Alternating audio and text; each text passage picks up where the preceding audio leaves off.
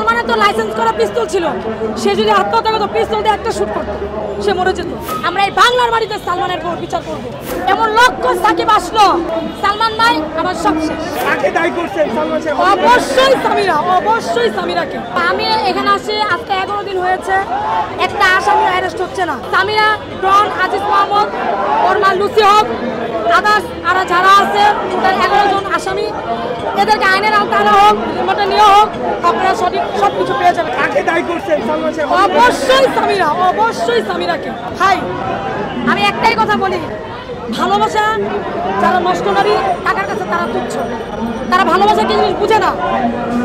যার জন্য সালমান তাদের পথের কাটা ছিল, সালমানকে তারা কষ্ট লাগে, কষ্ট লাগে।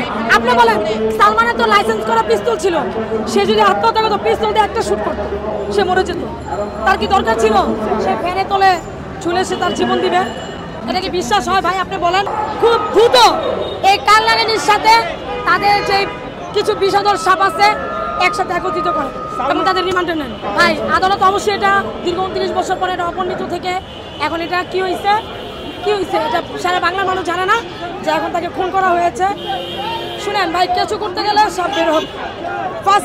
ফার্স্ট রাউন্ডে একটা আসছে, সেকেন্ড রাউন্ড আপনারা দেখেন। আমরা ভক্ত যারা আছি, আমরা এই বাংলার বাড়িতে সালমানের পর বিচার করব। আমি যখন 5ম শ্রেণীতে পড়ি তখন থেকে আমি তার ভক্ত, একাধিক কবিতা লিখেছি তাকে নিয়ে। আমার ফেসবুকে দেখবেন এবং আমার ডায়েরিতে তার সব কিছু দেওয়া আছে। যদি আমি একজন নারী কিন্তু আমার ঘৃণা হয় এই নারীকে নিয়ে, সে হচ্ছে মানে তার পছন্দ বেড শেয়ার করে। তারা আপনার ফিল্ম জগতে যারা ফিল্ম ইন্ডাস্ট্রিতে যারা আছে তারা কিন্তু আপনি দেখেন প্রত্যেকটা নায়ক থেকে কিন্তু একই কথা বলতেছে যে ওর মনের মতন মন হয় না, বিশাল বড় মন।